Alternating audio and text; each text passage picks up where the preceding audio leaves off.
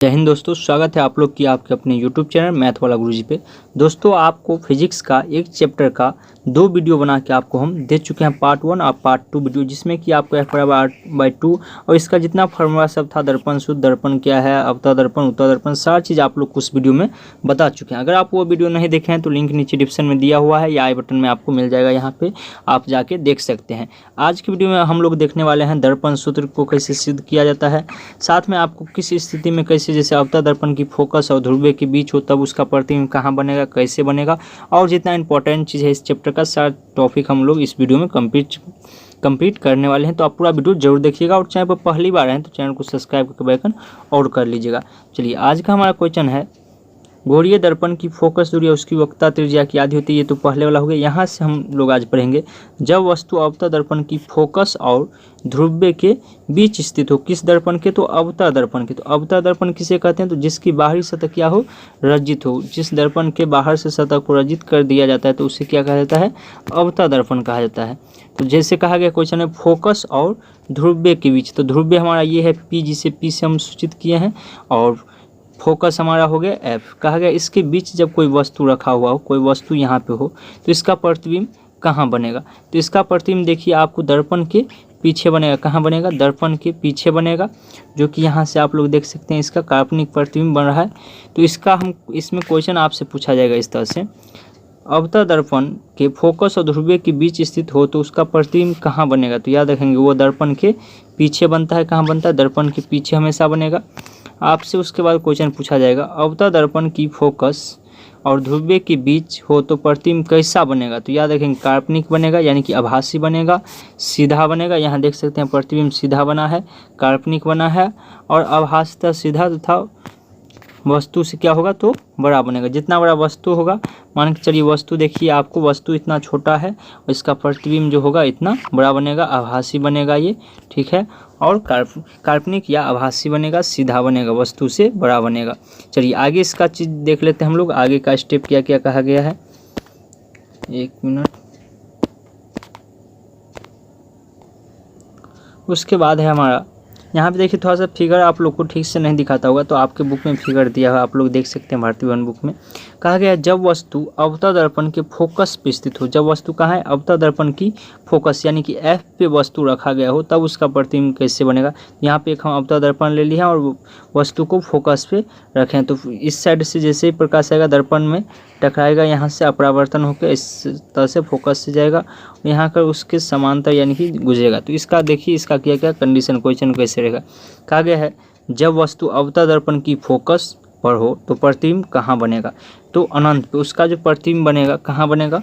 तो अनंत पे। कहा कि देख सकते हैं ये दोनों जो है बढ़ते जाएगा, कहाँ पे जाके मिलेगा ये हमको पता नहीं है, तो इसीलिए इसका प्रतिबिंब अनंत पे बनेगा।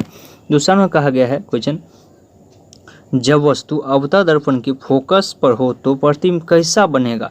तो वास्तविक बनेगा, उल्टा बनेगा, वस्तु से बहुत बड़ा बनेगा। काहे कि देखिए वास्तविक बनेगा, ये प्रतिबिंब जो होगा अनंत पे कहीं पे बनेगा, यानी उल्टा बनेगा, वस्तु इस दिशा में है और प्रतिबिंब इसका इस दिशा में बनेगा, ठीक है। यानी वस्तु के हमेशा उल्टा बनेगा और बहुत बड़ा बनेगा, काहे कि अनंत पे जाके बनेगा तो ये वस्तु से बहुत ज़्यादा बड़ा बनेगा। उसके बाद चलिए आगे कंडीशन कहा गया है, जब वस्तु अवतल दर्पण के वक्रता केंद्र और फोकस के बीच स्थित हो। कहा गया जब वस्तु अवतल दर्पण के वक्रता केंद्र को हम C से लिखते हैं और फोकस को हम लोग F से लिखते हैं, इसके बीच में जब कोई वस्तु रखा गया है तब इसका प्रतिबिंब कहाँ बनेगा और कैसे बनेगा? तो इसके बारे में हम लोग देख लेते हैं, इसका प्रतिबिंब कहाँ और कैसे तो इसमें कहा गया है आपको, जब वस्तु अवतल दर्पण के वक्रता केंद्र और फोकस के बीच हो तो प्रतिबिंब कहाँ और कैसे बनेगा? तो याद रखेंगे जब वस्तु वक्रता केंद्र और अनंत के बीच हो तो प्रतिबिंब वास्तविक बनेगा। कैसा बनेगा? वास्तविक बनेगा, उल्टा बनेगा, वस्तु से बहुत बड़ा बनेगा, ठीक है। चलिए आगे क्वेश्चन हमारा कहा गया, जब वस्तु अवतल दर्पण के वक्रता केंद्र पर स्थित हो, यानी कि C पर ही स्थित हो, तब उसका प्रतिबिंब कैसा बनेगा? तो देखिए यहाँ पे वक्रता केंद्र लिया गया है, जिसपे कि एक वस्तु यहाँ पे रखा गया है और इसका प्रतिबिंब देखिए कैसे कैसे बना हुआ है, इस तरह से आया है और इसका प्रतिबिंब उसी के उल्टा बना है। तो इसका देखिए कैसे कैसे कंडीशन होगा। क्वेश्चन कहा गया जब वस्तु अवतल दर्पण के वक्रता केंद्र हो तो प्रतिबिंब कहाँ और कैसे बनेगा? तो कहेंगे वस्तु अवतल वक्रता केंद्र पर ही बनता है। वस्तु का जो अगर वक्ता केंद्र पर कोई वस्तु है तो उसका प्रतिबिंब भी वक्ता केंद्र पर ही बनेगा। प्रतिबिंब वास्तविक बनेगा, प्रतिबिंब जो ही बनेगा क्या बनेगा, वास्तविक बनेगा, उल्टा बनेगा। देख सकते हैं वस्तु इस दिशा में है और प्रतिबिंब उसका उल्टा बना है, वस्तु से बराबर बनेगा। जितना बड़ा वस्तु होगा उतना बड़ा उसका प्रतिबिंब भी बनेगा। उसका देखिए आगे कंडीशन कहा गया है, जब वस्तु अनंत और अवतल दर्पण के वक्ता केंद्र के बीच स्थित हो, यानी अनंत और अवतल दर्पण के वक्ता केंद्र के बीच स्थित हो। वक्ता केंद्र हमारा सी है, ये अनंत है, इसके बीच में कोई वस्तु रखा गया है तब उसका प्रतिबिंब कैसा बनेगा, इसके बारे में हम लोग देख लेते हैं। तो देखिए इसमें कहा गया है, जब वस्तु अवतल दर्पण के वक्ता केंद्र और अनंत के बीच हो तो प्रतिबिंब कहाँ और कैसे बनेगा। तो कहेंगे वक्ता केंद्र और फोकस के बीच बनता है। कहाँ, वक्ता केंद्र और फोकस के बीच बनेगा इसका प्रतिबिंब। और कहा गया प्रतिबिंब वास्तविक, उल्टा और वस्तु से छोटा बनेगा। ठीक है, चलिए आए कंडीशन हमारा दिया गया है, जब वस्तु अनंत पे स्थित हो, यानी वस्तु हमको पता नहीं ये कहीं अनंत पे कोई वस्तु है तब उसका, और ये देखते हैं वस्तु कोई अनंत पे है और तब इसका फिगर कहाँ बनेगा, यही हमसे पूछा है। तो कहा गया जब वस्तु अनंत पर स्थित हो तो उसका प्रतिबिंब कहाँ और कैसे बनेगा। तो बताएंगे फोकस तल पर बनेगा। कहाँ, फोकस के तल पे बनेगा। प्रतिबिंब वास्तविक बनेगा, इसका जो प्रतिबिंब बनेगा वो वास्तविक बनेगा। उल्टा बनेगा, देख सकते हैं वस्तु इधर में था और उसका प्रतिबिंब इस साइड से बना है। और वस्तु से छोटा बनेगा, अनंत पर से आए तो वस्तु बहुत बड़ा होगा लेकिन यहाँ पे आके इसका प्रतिबिंब बहुत छोटा बनेगा। तो ये कुछ कंडीशन था अवतल दर्पण के लिए। अब देखिए हम लोग पढ़ते हैं वस्तु दूरी। वस्तु दूरी कहते किसे, क्योंकि आवर्धन में इसका काम आने वाला है। ऑब्जेक्ट डिस्टेंस कहा गया है, यहाँ पे देखिए एक अवतल दर्पण लिए हैं जिसमें कि बाहरी सतह रजित है। अवतल दर्पण में बाहरी सतह रजित होता है। यहाँ पे एक बिंदु लिए हैं जिसे ध्रुव कहा जाता है, यानी कि P हमारा यहाँ पे फोकस है F, और यहाँ पे देख सकते हैं C वक्ता केंद्र है और A है। तो देखिए यहाँ पे कोई वस्तु रखे हैं, कोई वस्तु है जो कि अनंत पे, और यहाँ पे P ध्रुव P तक है। तो वस्तु से लेकर अध्रुव्य के बीच की दूरी को ही क्या कहते हैं, वस्तु दूरी कहते हैं, यानी कि U से जिसे हम लोग सूचित करते हैं, यानी वस्तु दूरी को U से सूचित किया जाता है। इसके बारे में हम लोग परिभाषा देख लेते हैं। देखिए इसका परिभाषा हो जाएगा, वस्तु से ध्रुव के बीच की दूरी को ही वस्तु दूरी कहते हैं। सिंपल परिभाषा है, वस्तु जहाँ है वहाँ से लेके और ध्रुव्य के बीच की दूरी को ही क्या कहते हैं, वस्तु दूरी कहते हैं। और इसे हम लोग छोटका U से यानी स्मॉल U से सूचित करते हैं, छोटा वाला U से। ठीक है, प्रतिबिंब दूरी के बारे में कहा गया है, कहा गया प्रतिबिंब दूरी, प्रतिबिंब से ध्रुव्य के बीच की दूरी को प्रतिबिंब दूरी कहते हैं। इसे छोटा V से सूचित किया जाता है, यानी कि कोई अवतल दर्पण है, मान के चलिए कोई अवतल दर्पण है और इसका यहाँ पे कोई वस्तु रखा हुआ है, उसका प्रतिबिंब यहाँ पे बन रहा है। ठीक है, तो इस प्रतिबिंब से लेके इस ध्रुव्य के बीच की दूरी को, यहाँ से लेके यहाँ की दूरी जो होगा इसी को क्या कहा जाता है, तो प्रतिबिंब दूरी कहा जाता है। ठीक है, अब प्रतिबिंब ऊंचाई, हाइट और इमेज हाइट, जिसे H ऐसे करके नीचे में छोटा सा I से लिखा जाता है, उसके बारे में कहा गया। यहाँ पे देखिए सभी की दिशा के बारे में समझाया गया है।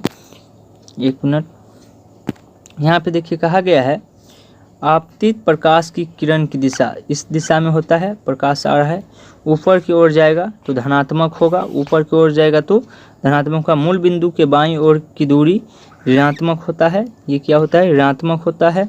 मूल बिंदु के दाईं ओर की दूरी अगर दाईं ओर जाएगा तो धनात्मक होगा, बाईं ओर जाएगा तो ऋणात्मक होगा।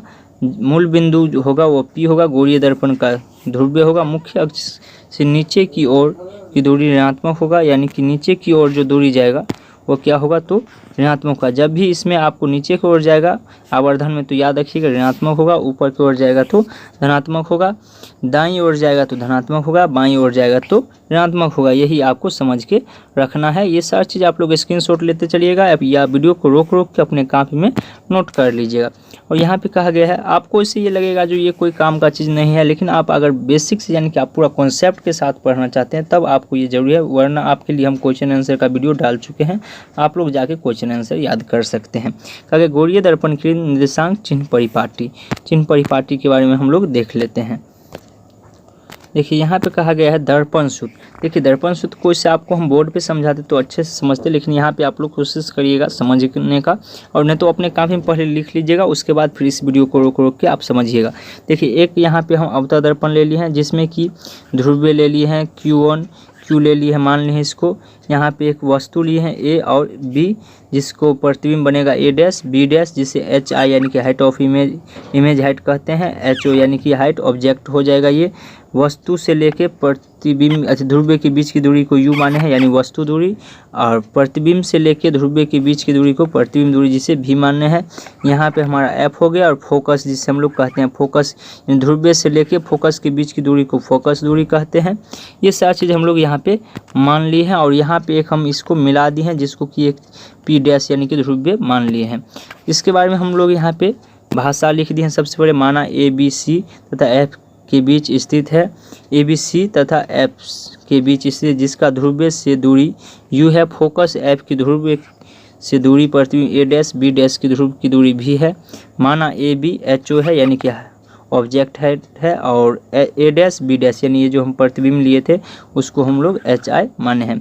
पी और पी डैश का निकटतम में है, तो कहा गया है इसके बारे में जो यहाँ पे आपको त्रिभुज ए बी एफ तथा त्रिभुज पी डैश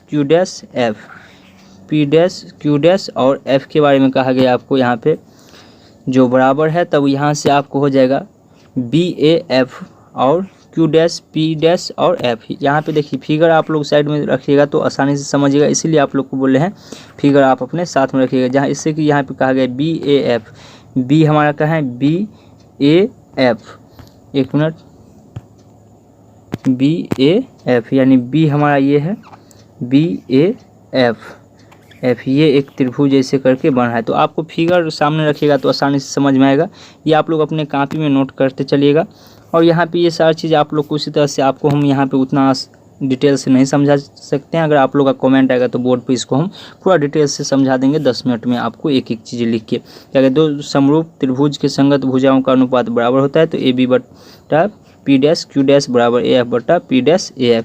तो एच ओ बट्टा एच आई बराबर माइनस यू बट्टा माइनस एफ बट्टा माइनस एफ, जो कि एच ओ बट्टा एच आई बराबर minus you plus U F. इसको समीकरण फर्स्ट मान लेंगे। उसके बाद आप लोग को इसको देखिए, इसको आप लोग उतना समझ नहीं पाइए, तो यहाँ से फिर हमको आ जाएगा सेकेंड समीकरण वैसे ही लेंगे। त्रिभुज इतना बराबर है और जिसमें कि इतना प्रत्येक 90 डिग्री कोण है, तो ये बराबर समरूपता से, तो दो समरूप त्रिभुज के संगत भुजाओं का अनुपात बराबर होता है, पी डैश ए डैश बराबर होता है। ये चीज़ आप लोग कॉपी में पहले नोट कर लीजिए, उसके बाद अपने खुद ही समझ जाएगा अगर चिन्ह परिपाटी आप समझे हुए हैं तो। और इसके बारे में आप लोग को हम बोल रहे हैं, यहाँ पे हम डिटेल से नहीं समझा पा रहे हैं, तो इसीलिए आप लोग का कमेंट आएगा तो हम इसको हम बोर्ड पे आपको समझा देंगे। अपने कॉपी में इसको नोट कर लीजिएगा, ठीक है। दर्पण सूत्र का है कि मोस्ट भी आई एग्जाम के लिए मोस्ट भी आई क्वेश्चन है। ये क्वेश्चन आपको बहुत बार पूछा गया है दर्पण सूत्र को लिखने के लिए, तो इसीलिए इसको समझना भी ज़रूरी है। वैसे आप लोग अपने कॉपी में नोट कर लीजिए। अगर फिर भी आपको समझने में कोई दिक्कत होता है तो आप लोग नीचे कमेंट में हमको बता सकते हैं जो समझने में हमको दिक्कत हो रहा है इसका। तो आवर्धन का वीडियो आप लोग को आगे वाला वीडियो में कोशिश करेंगे आपको दे देने का। तो उम्मीद है ये वीडियो आप लोग को अच्छा लगा होगा। वीडियो अच्छा लगा है और चैनल को अभी तक सब्सक्राइब नहीं किया तो सब्सक्राइब कर लीजिए, बेल और कर लीजिएगा, क्योंकि यहाँ पे आपको क्लास 10वीं का फिजिक्स, केमिस्ट्री, मैथ, बायो सभी विषय का तैयारी आपको बिल्कुल फ्री में आपको कराया जाएगा। तो इसीलिए आप लोग चैनल को सब्सक्राइब बेल और कर लीजिएगा। तो चलिए मिलते हैं अगली क्लास में, तब तक के लिए जय हिंद जय भारत।